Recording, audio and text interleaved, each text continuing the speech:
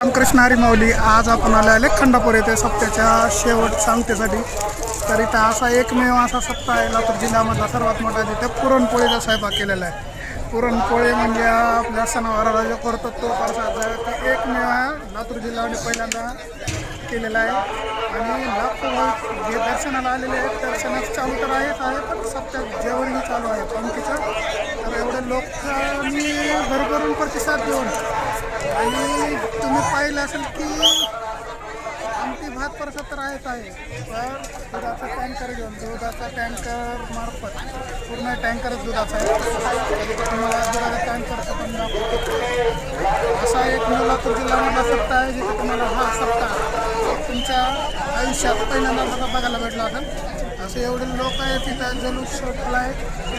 लोकांचं वाढायला तेवढेच आणि जेवायला तेवढेच असतील असे लोक.